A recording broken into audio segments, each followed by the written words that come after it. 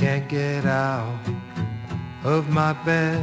There's a thought crime running through my head. Can't take these rules, and people are fools who believe what they read and believe what they see. Believe what they see on the TV. Opinions are like iPhones. Everybody's got one. Hello and welcome to episode, 6 of Glass Onion on John Lennon. And today we've got interview/discussion with Dave Thurmaier, who's a music professor and a Beatles podcaster, which sounds like a good combination. Again, this will be split in two parts, so second part next week. We actually recorded this about a month ago, and anyone who's listened to the previous episodes of this podcast will notice that I do mention again some of the things I've already mentioned. I did think about cutting that out, but to be honest, I'm not going to presume that people have listened to all the other episodes, and I only mentioned them briefly, so I kept them in. Tried to keep the interview as a separate entity from the other episodes. So it was a great experience. Dave's a lovely guy. You'll notice he has a great laugh, and he's also very easy to make laugh, as you'll hear if you listen to his podcast as well. We did have a topic in mind, but as you'll hear, we say at the beginning that we're happy to just let the conversation go where it goes. Right at the beginning, he says my name, and I say well done for pronouncing it correctly. Just to clear that up, in England, Anthony is normally spelt with an H, but it's pronounced without an H. Anthony is actually a very elite name. You're extremely posh if you call yourself Anthony. Whereas, of course, in America or Australia as well, they pronounce it Anthony as it's spelt. My name is officially with an H, and I dropped the H at some point for no good reason, really. Maybe I was trying to subconsciously compare myself to Mark Antony. Maybe not. Anyway, we'll go to the interview in a second. I did want to read one great email I got last week. Last week, of course, I did listener questions. And a gentleman called John, very apt, in Cincinnati, he wrote me a nice email, and it was talking about John Lennon in India. So John in Cincinnati writes, I've been dedicated to both meditation and the Beatles for 40 years, and I firmly believe that, as you said, John was processing all the traumas of his troubled childhood, youth, and the Beatles' whirlwind fame. Deep meditation creates a space in which the mind can breathe. In John's case, this opened up wounds that helped contribute to the raw emotional power of some of his White Album material, and might also explain his post-India drug binge. As with Primal Therapy 2 years later, he was opened up and never quite resolved things, but music was the closest and best thing to hand to attempt to make sense of the complicated turmoil of his inner and outer life. So thanks very much for that, John. I'm not going to say any more. I'll see you on the other side. I have a few brief comments at the end. But so here we go. My talk with Dave Thurmaier. Enjoy. Hi, Dave. How you doing?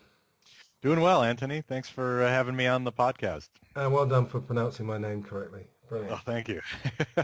Nothing like a good start. Yes, exactly. Right. I just want to say thanks for doing this. I really appreciate it. We talked a couple of weeks ago it was a Sunday night actually as well, wasn't it? Mm-hmm. And we had a nice conversation, and we found that it was flowing nicely, so we decided to do this. We did have kind of a vague idea. We were going to talk about John Lennon as a musician, but to be perfectly honest, I'd be quite happy to go off on tangents if you would. So. Sure, always happy to. Yeah. They're the most fun sometimes, aren't they? Yeah, definitely. So, off the bat, tell us about your Beatles podcast. Tell us everything. Sure. So I co-host a podcast called I've Got a Beatles Podcast, and it's co-hosted with a friend of mine named Chris Bragg. And he and I met when we were undergraduate students at the University of Illinois in Champaign-Urbana, Illinois. At the time, there were no podcasts, or we used email and the web and all that. But we used to make lists all the time back and forth with each other, like 10 worst McCartney songs, or 10 worst Dylan tunes, or 5 best reasons why Paul McCartney should tour, or whatever. And had a lot of fun with it. And then about 2012, and this was back in the 90s, so all these years later, you stayed together longer than Lennon and McCartney. We did. So well done for that. Yeah. We did. Sorry. We're like the Rolling Stones here, Jagger and Richard or something. Yeah. But yeah, we kept in contact all these years, and we had shared a lot of similar interests in music. And then podcasting became a thing around early 2010s or so. And so we decided, it might be fun to try this thing, and let's try this podcast concept. And neither of us knew anything about what we were doing. We were afraid that, it was going to be terrible. Nobody would listen to it and all this. And so we just started and found a place. Chris did some research, found a host for us, which is Podbean, which is our server, and started coming up with let's go back to all these lists and just talk about them. And so we just started with that. And I think our first episode was on the White Album, which is kind of funny now with the recent anniversary of how we would each make a one-disc White Album. And it was, real rough and primitive to listen to the sound, and it's embarrassing now. But yeah, through the years, it's gotten, we hope, at least more professional, and we really have a fun time at it. And what maybe distinguishes us from others is we talk a lot about the music and hear clips, little bits here and there. And then also we try to be educational as well as a little bit, to have a good time with it all, not take it all too seriously. Because sometimes, it's music and we all have opinions, and sometimes we don't always agree, and it's fun to hash those differences out and to really look at all this music that we love. So it's been a lot of fun. We've had interviews and gotten to meet a lot of nice Beatle people and listeners, and it's amazing. Sometimes Chris will say, I can't believe people listen to us, and I feel that way too sometimes. It's really an honor to have people listen, so it's a lot of fun. And how many episodes have you notched up so far? What number are you on now? I think we just finished about, I want to say 129 or so. So yeah, we try to do about 1 or 2 a month. It's tough because we both work, but we at least get 1 a month. And we've taken listener suggestions and always interested in hearing what people think. So yeah, about 130 we're close to. That's good. I mean, you definitely have a good time. It's one of the things I like about your podcast. Chris definitely makes you laugh, doesn't he? Oh, he he always has. Yeah, even way back when. Part of what he does is he's a writer for stand-up and for improv comedy clubs in Chicago. So yeah, so he comes to it naturally. He just has that kind of sense of humor that really resonates with me sometimes. Because sometimes, I don't know what you think, but sometimes about these songs, the most fun part is the nuances to talk about, like the little details, like Don't Let Me Down when John Lennon sings, hey, or Paul's histrionics. That's the fun stuff, and Chris really picks up on those very well, and so we have a good time on that. How long has he been working on his Jackie Lomax impression? Did that happen spontaneously? Or? Yeah. Well, that's one of my favorites. I'm glad you bring that up. Yeah, that was part of, we decided to make these different series. So we have one called Apple Scruffs, and we just finished it because we kind of covered as many as you could really do to make an interesting podcast instead of just people who recorded one song or something. But Jackie Lomax, of course, was a big early Apple artist, and we just started reviewing that album, the first album, the only album that we know of his from Apple.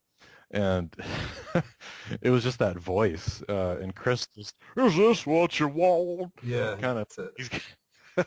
And it just became a running routine. So it's a lot of fun. I do love it on Sour Milk Sea, though. I think. Yeah. I think it really works on that.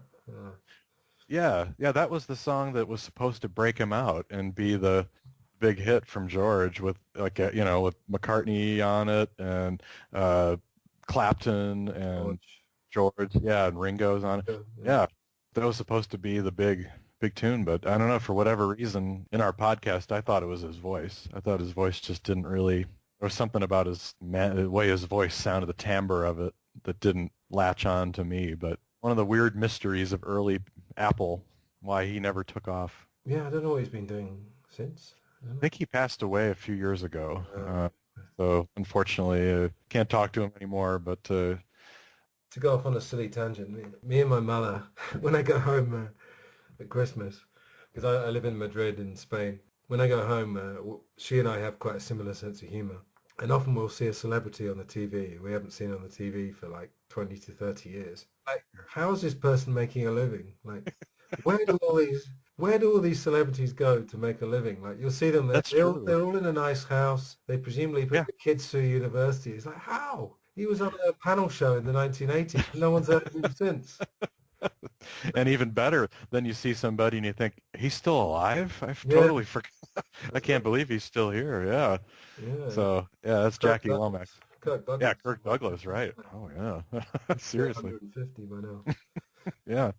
Anyway, can you tell me about your origins? Where did you grow up, and really, when did you first get into John Lennon? As I said, this conversation is supposed to be about John Lennon. There will be crossover with the Beatles inevitably. Sure. But maybe focus on John Lennon specifically. So. Sure. So I grew up in the Chicago area, typical suburban childhood. My mother was a music teacher when she was working, and she saw the Beatles in 1964 in Chicago at the International Amphitheater. So that was always her big story.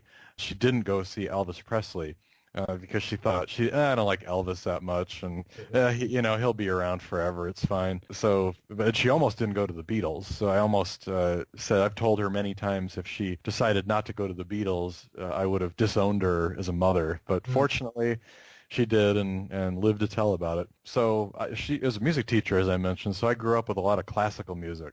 That's where I started. And it was in fourth grade, actually, around when I was about 9.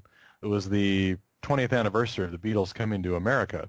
And I remember our music teacher had each of the classes, sing 2 Beatles songs, to celebrate. This is a big deal. And I think we sang Penny Lane and We Can Work It Out or something. I just remember after that point, it was like, whoa, what is this? I've never heard anything like this before. And a switch turned on, and that was it. So the first album I bought, record, was Beatles' 20 Greatest Hits. Oh, yeah, I remember that. Which never, I don't know, there was some weird stuff about it I read later, that it used weird mixes and short edits and stuff, but it was great at the time. And I just became really obsessed and started getting into John. I remember getting the record of Double Fantasy and realizing, oh, okay, he's not alive. Oh, he's only been gone for a few years, too. Did you think, who's that weird woman who keeps singing in between? Yeah, like who? I'm your angel. Ow, ow, ow, ow.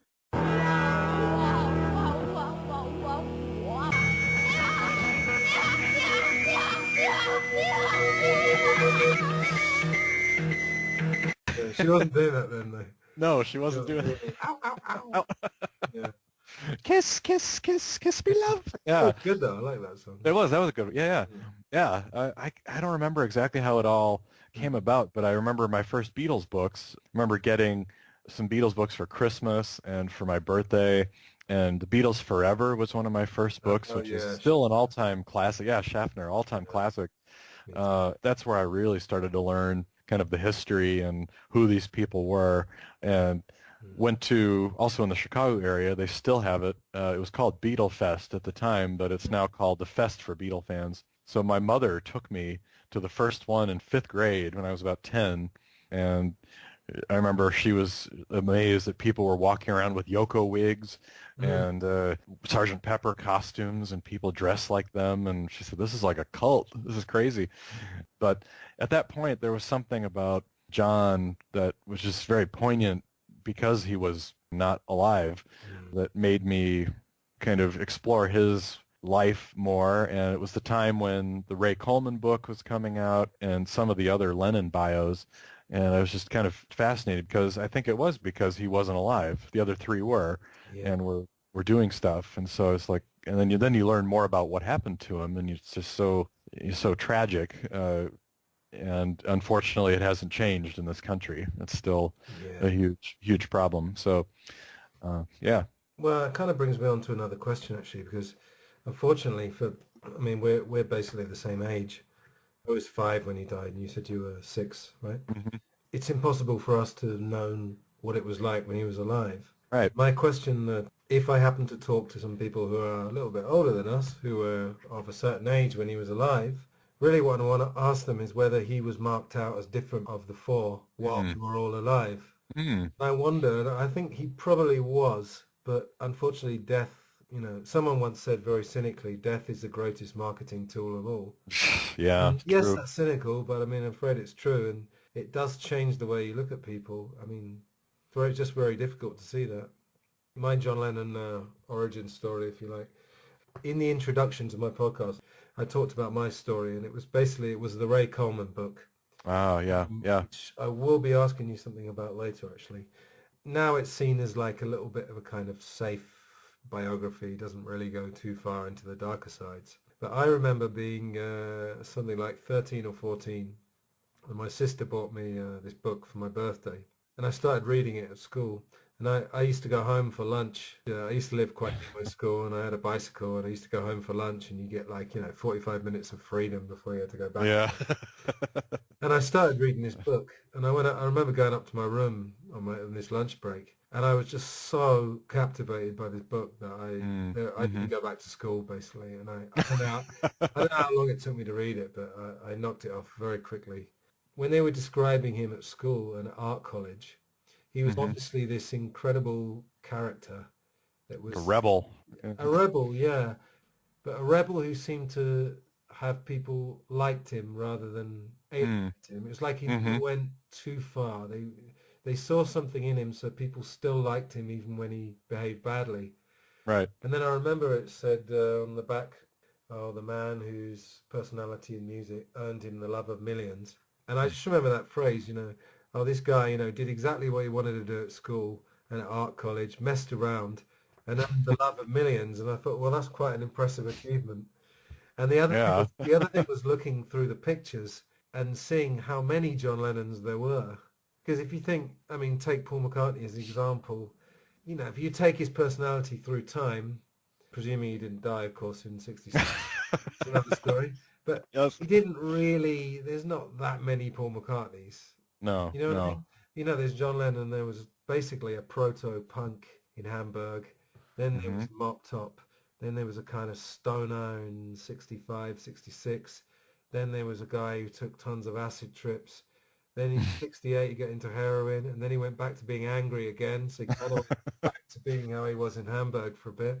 Then he became a peacenik. Then he quit that, and then he became a drunk again, the last weekend. And then he became a house husband stoner. So he's kind of... And, There are some themes there. yeah, it is. It's kind of angry, stoner, peace, angry, stoner, peace, and then kind of back again.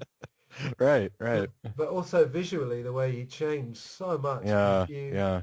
Anybody listen to this is, we always presume, I guess, that everybody knows loads of stuff about the Beatles, but I'm going to hope and imagine that there will be sort of casual fans listening to us. I would say to them, look at a picture of him from, say, I don't know, summer to autumn 65, where he was pretty chubby. Yeah. His Fat Elvis stage. The Fat Elvis, yeah. And then compare it with like Strawberry Fields or Sergeant Pepper era, where in fact Albert Goldman, I know people hate his book, but he gave one brilliant description. He described him as looking like a Victorian watchmaker. Oh, wow. During the Sergeant Pepper, because he's got these little glasses. Yeah. He's got this kind of intense stare, and he looks like a kind of guy who might have glasses and be staring at a watch all day. And I love that description. That's a great description. Yeah. It is. But if you kind of look at him every 18 months, he just sometimes just looks like a completely different person. It's quite fascinating. So that was kind of what got me into him, and I think personally I did mark him out as different for those reasons, even before I kind of was conscious of the fact that he died and everything. Yeah, but, that's interesting. I think just to kind of follow up on that a little bit, unlike the other Beatles, I do feel like he had a restlessness that was pervasive, and I could see him being the kid in class who couldn't sit still, who was just always moving, always trying to do something, always talking and active. And whereas you look at the other three Beatles, I mean, they each had their phases and their issues, but they're pretty, for rock and roll, major rock and rollers, they're pretty normal family lives, and they each were married a long time Paul was married with Linda forever until she died, and Ringo and Barbara Bach, and George and Olivia. So they didn't have that kind of restlessness that I think John constantly had. And I don't know if that was, to me, I've read this before, but a lot of insecurities maybe about himself and about his abilities and his importance in the world, and yeah, looking at his own his self. He didn't have a very good opinion of himself. Yeah, maybe. I remember when George died, Paul's kind of line was, "Oh, he was my baby brother," which Yeah, frankly just annoyed me when I heard it. yeah.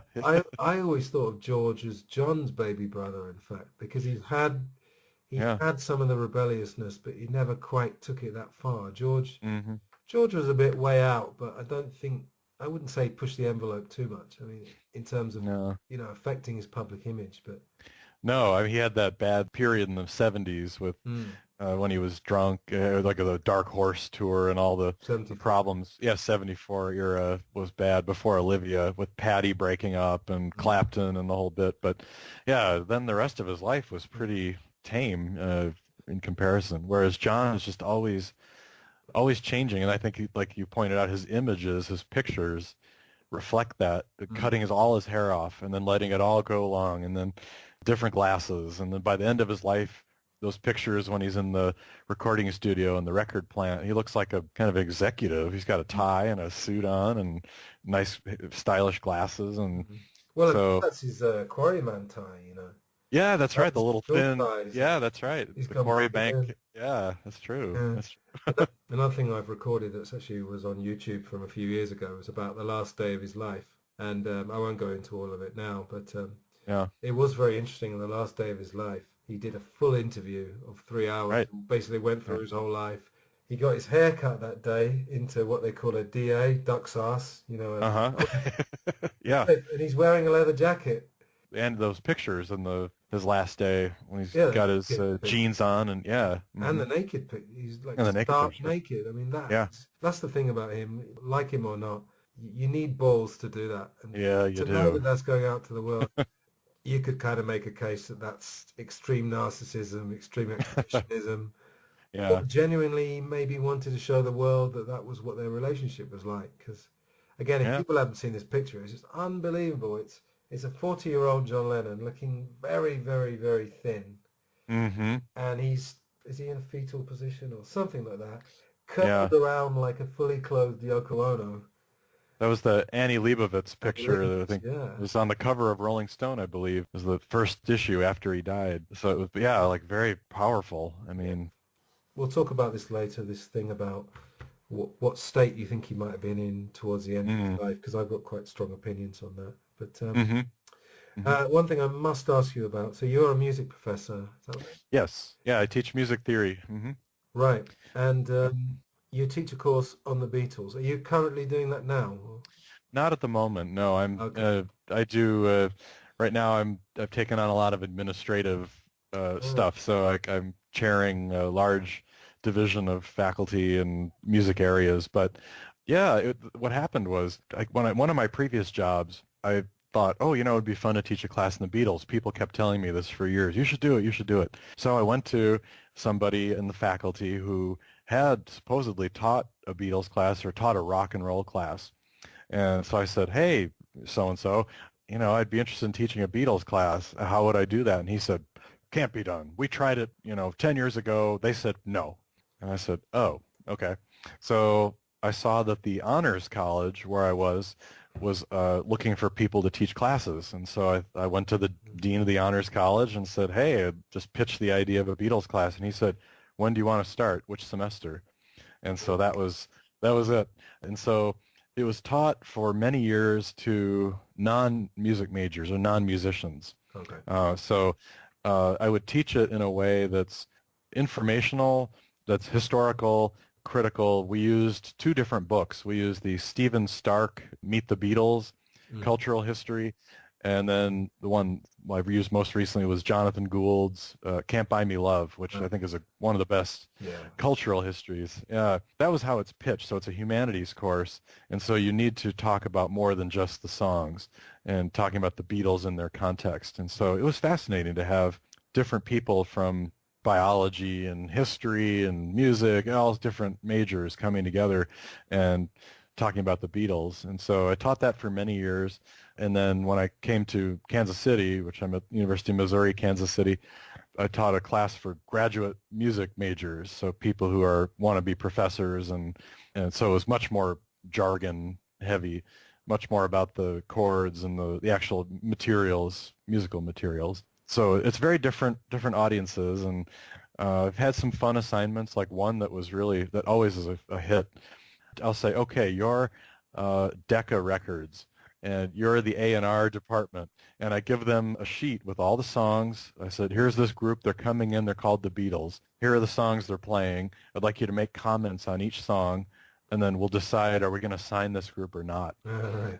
And the class has a lot of fun arguing, like, they're playing Three Cool Cats. I mean, this is a terrible song, or these are awful. But then they have Hello Little Girl, and, that's a dumb song, but it's catchy. And the originals are pretty decent. So you get students engaged in different ways and talking about the lyrics. I do talk about the music without being too jargon heavy.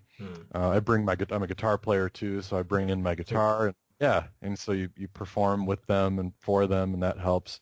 So it's interesting because now, at least in the States, and I know in Liverpool has a Beatles degree. Here, most universities that have a good music program have a pop music class, rock music, 60s music, or a specifically Beatles class. And it's much more accepted now, and they're, almost kind of like canonic music now, like you would think of Beethoven or Mozart in the classical world. The Beatles are canonic, so it's always a joy to teach this class. I was wondering, are you considering doing a solo Ringo class, or that would probably only last about 45 minutes, wouldn't it? That's the problem.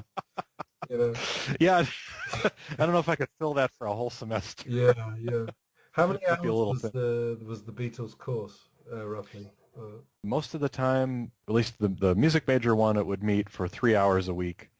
And then, the other one, I would teach it in the summer sometimes, and it would be intense. We would meet for 4 hours, 2 days in a row, 4 hours or something, and just be like, whoa. But the fun thing was also with those classes, we would watch the movies. Oh, yeah. Which most of the students had never seen anything but A Hard Day's Night.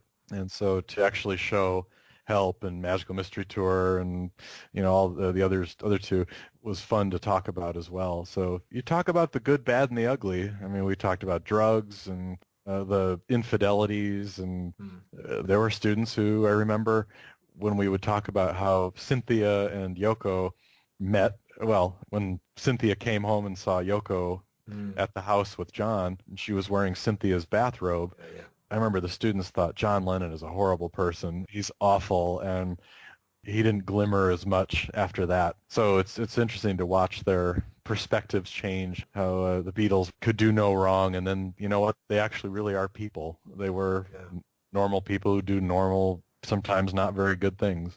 Yeah.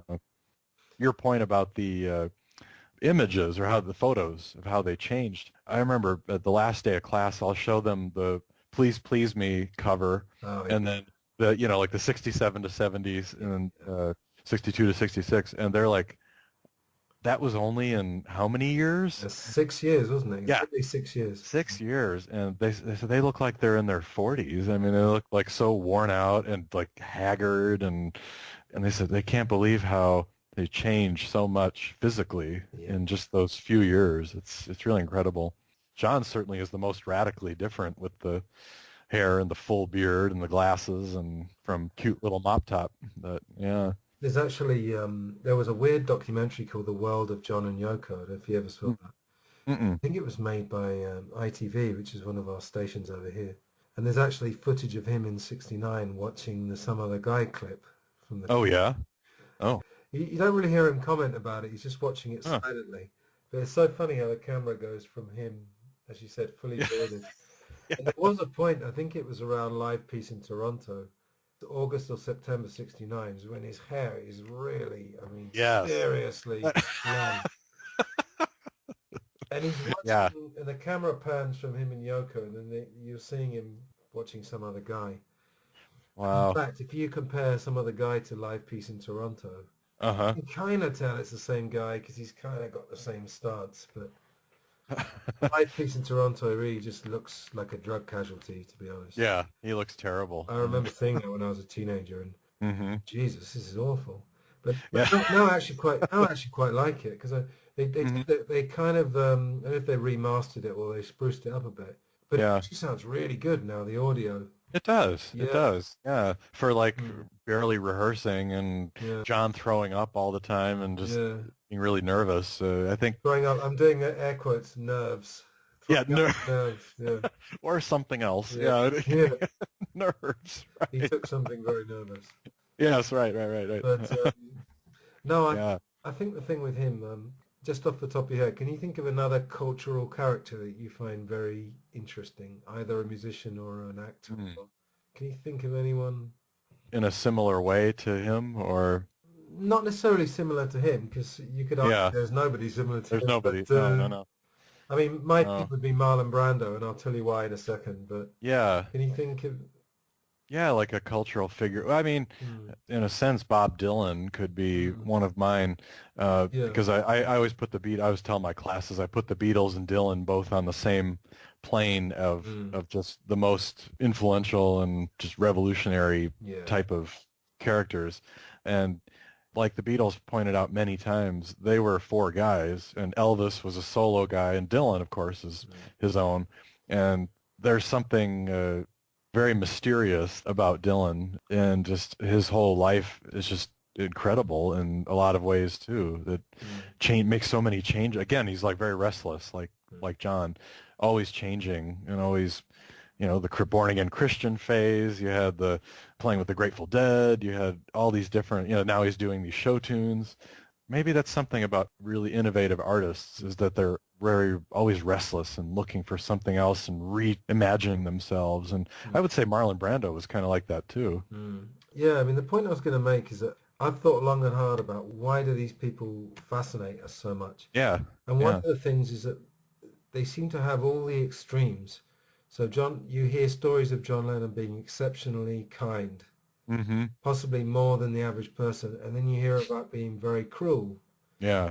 I mean, I think, do you remember that Lennon naked thing where Christopher Eccleston was John Lennon? I think they overdid it a bit, I think, but, you saw, let's say some of that's true, you saw the cruelty. Also being very deep, coming up with very, very profound things, but then being very shallow at the same time. Yeah. And I've read a lot of books on Marlon Brando, and he ticks the same box. That's what makes them compelling, because they just seem to be more than everyone else in good ways and bad ways. It's not about whether they're better or worse, or even more talented. It's just a different plane, different I think conception of. I think so too. Although having said that, to contradict what I said slightly, I interviewed Rod Davis, actually, who was one of the Quarrymen, and to generalise, Liverpool people, Scousers, I would say Northern English in general, very much to generalise, they're wary of people getting above their station, so to speak, or, they're very down-to-earth people. So I think Rod was maybe being characteristic in that way, in that he didn't really play up the idea of John Lennon being special. Yeah. Although Rod Davis was only actually in the Quarrymen until just after the Village Fete. He met Paul McCartney once in the 50s. And then bizarrely, he met him 48 years later windsurfing. But that's a good story. And he went up to Paul McCartney. He said, "Do you know who I am?" And Paul McCartney said, "No, sorry." He's like, "You replaced me in the Quarrymen, and they've never been the same since," or something like that. He said, which is funny. Yeah. But no, I think it's that thing of having all the extremes, and maybe having some insights at a young age that maybe other people didn't have, because I guess people will know the story of. You know how kids will run around in a circle because they like to be busy? Yes, It's kind of a forerunner to getting drunk, if you think about it. Sure. Kind of looking for the same buzz. Well, John Lennon, of course, would take that to extremes. He used to stare at his face in the mirror, stare into his own eyes, which I tried as well after reading that he did it. Of course, I tried everything after reading that John Lennon did it.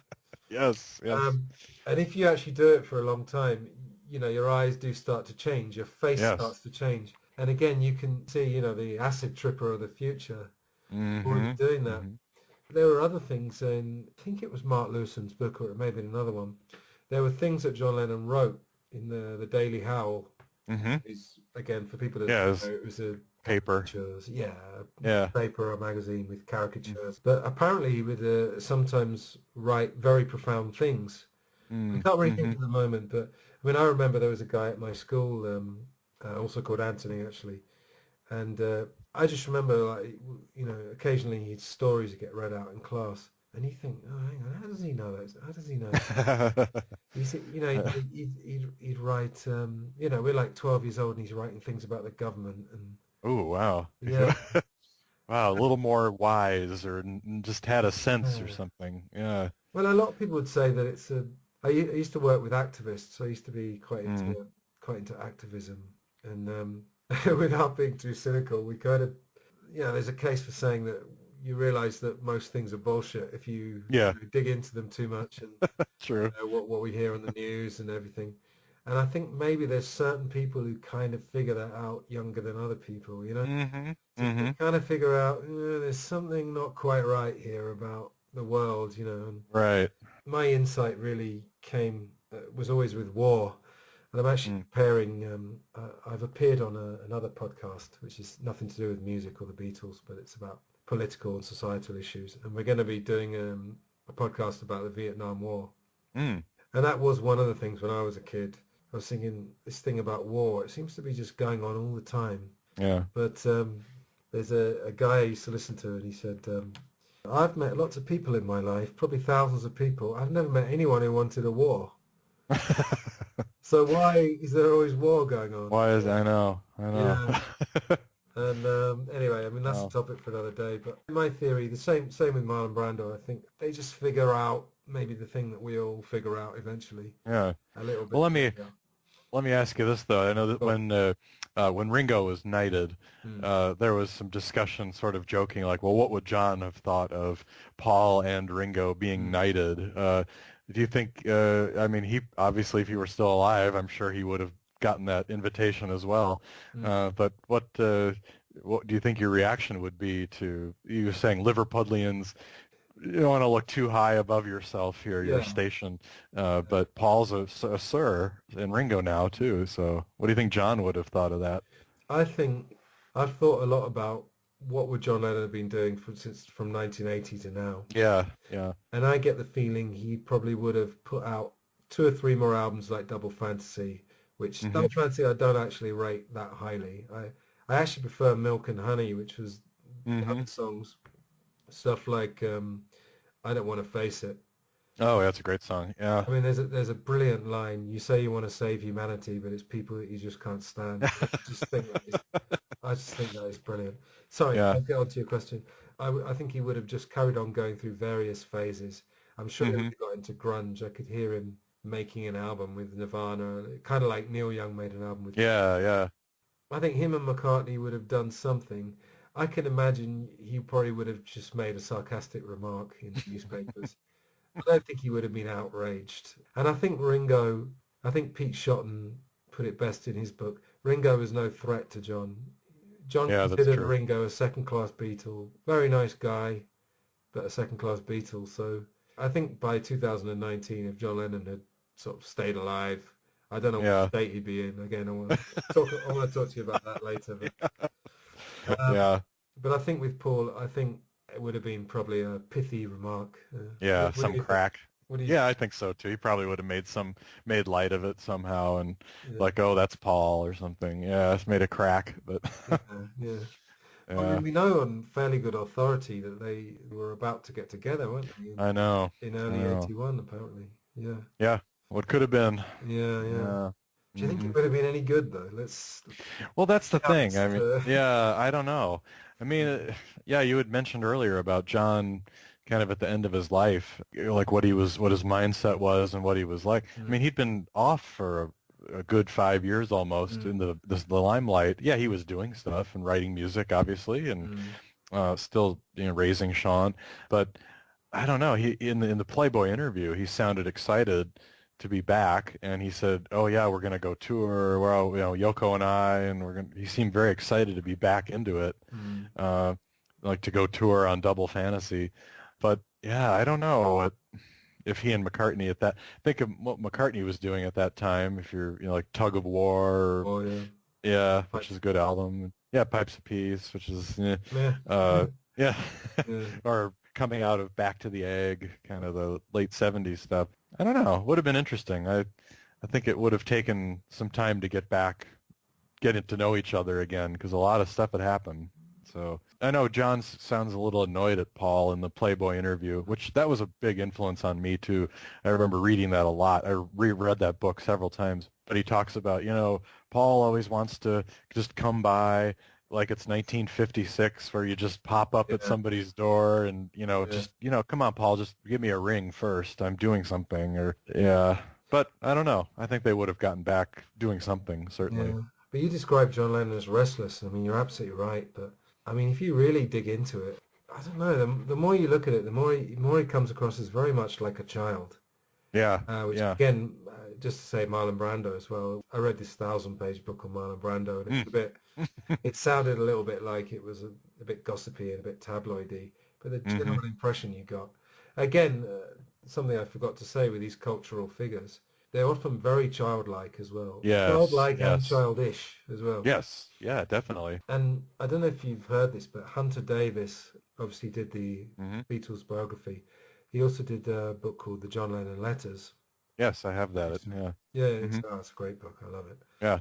And he said that whenever John Lennon was called out on something that he said, he'd either say, "Oh, I was off my head," like he said to George Martin, because he slagged him off from the Playboy in the Rolling Stone interview. That's right. Yeah. And he didn't even remember saying that stuff. He's like, "Oh, I'm sorry. I was crazy at that time," or something. Yeah. But Hunter Davis said that John Lennon told him that often he just said the first thing that came into his head.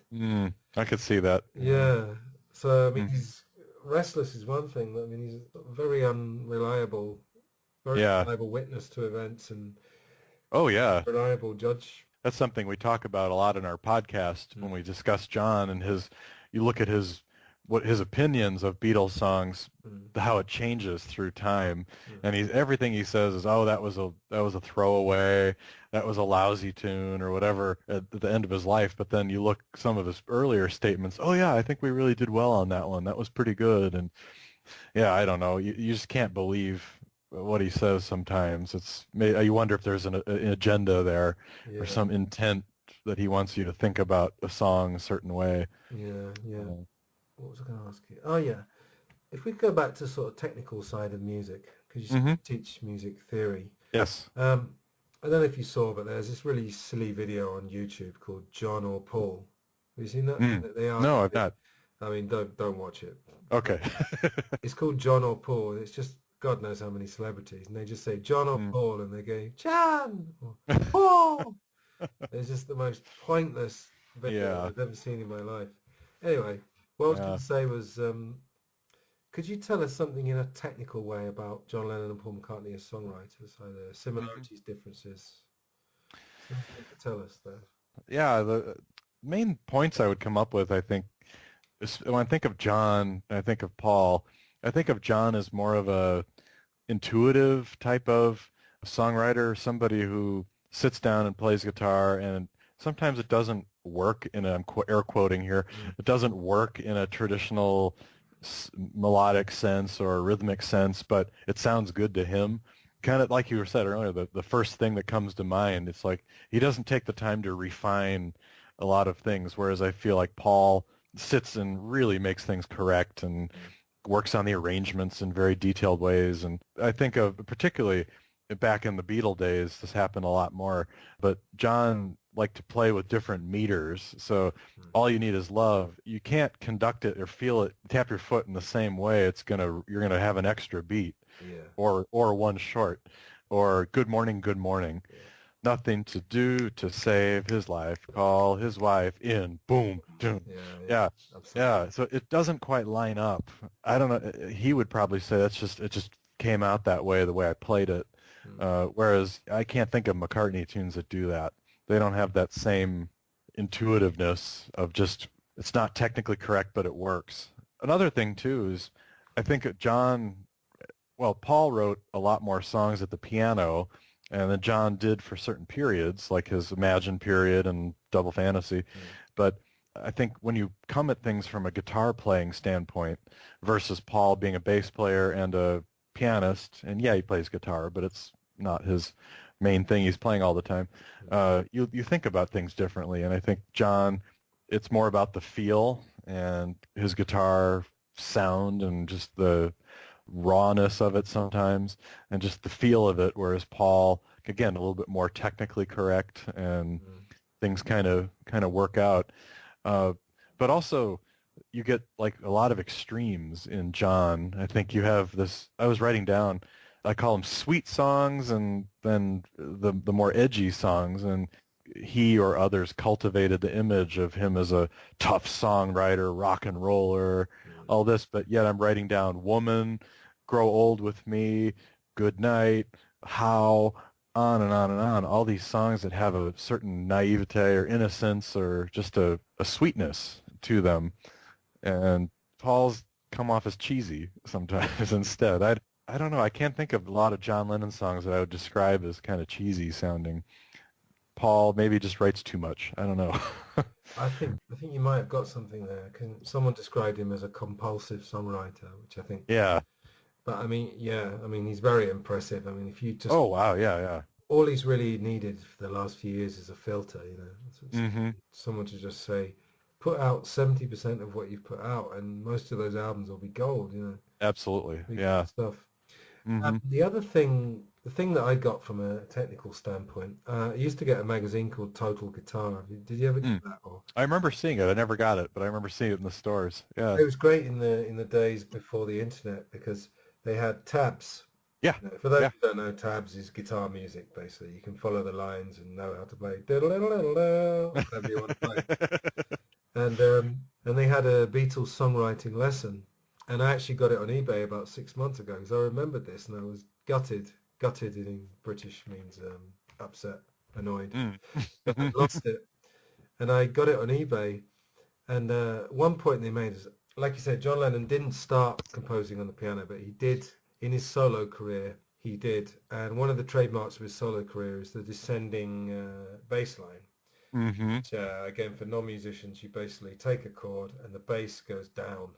Dear Prudence is obviously an example. Yeah. That's a guitar song. Mind Games is a great example. Games, yeah. Yeah, another one. Mm-hmm. So you go bam, bam, bam, bam, Bum, bam. bum, bum. The chord on the right hand's basically staying the same, maybe with a few variations. Mm-hmm. But they made quite a funny remark. They said John Lennon and Paul McCartney's melodies fit their general personality perfectly. Because you've got John Lennon, a kind of a stoner, basically, for lots of his life. And you can imagine him at the piano kind of going, dun, dun, dun, dun. And he can't be bothered. I'm exaggerating, but he can't to move his right hand, so he just keeps his left hand going. And the other thing is that if you look in, when I first started learning the guitar, I got obviously the Beatles songbook. It's kind of obligatory to get it. Yes. And I noticed a lot of John Lennon songs, they have chords that sound really impressive sounding. Mm-hmm. C sharp minor / B or whatever. But all it really means is that he's playing a chord and then moving the bass around. So he has these other chords, which sound really impressive. Uh-huh. And when I talked to Rod Davis, we were talking about How I Am the Walrus. That's another one. Came from the police siren that you heard when he was on LSD. I am as you are here. Yeah. So the chords are moving down, bam, bam, bam, bam. Mm-hmm. And they said that suits the lazy side of his personality perfectly, because you can't be bothered to change the melody, so you just sort of lazily move your other hand around trying to find good chords. Whereas Paul McCartney's like dum dum dum. Yes. His melodies are all over the place. And, leaping over octaves and his bass playing as well. I mean, I play bass a little bit as well. And I found myself just playing what I call McCartney-esque bass lines. Is when you play, you've got a note going dum dum, and then you go doo-doo-doo-doo.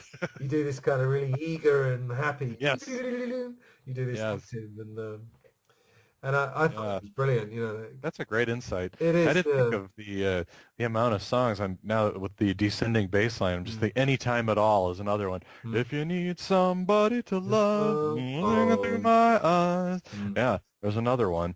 So there's just that's interesting observation. But I think they're very distinctive, John and Paul. Even in the early days, I feel like actually a good example. Hello, Little Girl versus.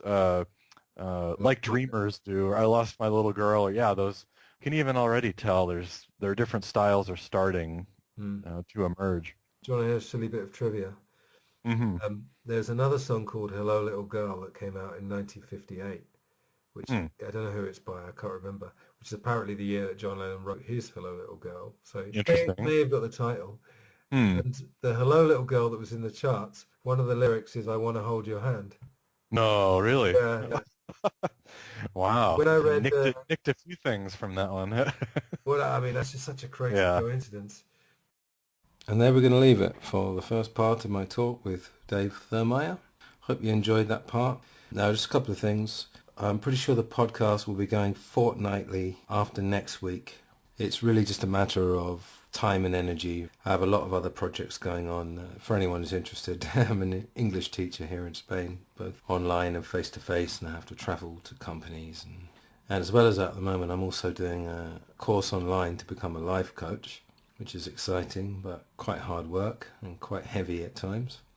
I'm also recording another album with my good friend Kester Jones, master producer, master musician, pressing on with my Spanish. Although my Spanish plateaued a few years ago, but occasionally get down to studying for that. And got a couple of other creative pursuits. I do have a blog, which is called Freethinker75.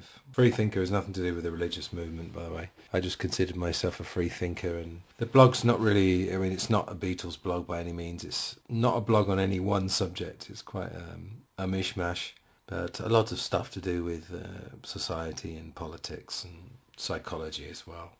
And the blog's actually at contrafib.blogspot.com, and I'm going to be doing a blog post about the Vietnam documentary Hearts and Minds, and may well be doing another podcast about that. I've appeared on a different podcast a few times called The Mind Renewed. Very good, very recommended. And you could search me out there. I've done 6 or 7 episodes with Julian Charles, who runs that one. I've also contacted a few authors on books about the Titanic because I wanted to do the definitive discussion about that. It's another topic I've been interested in since I was a kid. It's got such far-reaching repercussions, the Titanic disaster. Nothing to do with Leo and Kate, and everything to do with the real story. If anyone's interested in the Titanic, the book to get is The Night to Remember by Walter Lord. So anyway, I've got a few things going on, so like I say, we'll go fortnightly. We'll see what happens from then. I've also contacted another Beatles podcaster, very high profile, and a Beatles author as well. And we'll see how that goes. That may be the next podcast after the second one with Dave. But playing it by ear, taking it week by week, and see what happens. It's going to be really a mixture of solo podcasts, but mainly I'd like to do podcasts with other people because they're just generally more fun, and you get a bit of to and fro. So I've got lots of people I've contacted, and hopefully those will happen. So anyway, you can hear the music. So enjoy your week, and second part of my interview with Dave will be up next Friday. So all the best. Thanks for listening. See you next time. Goodbye.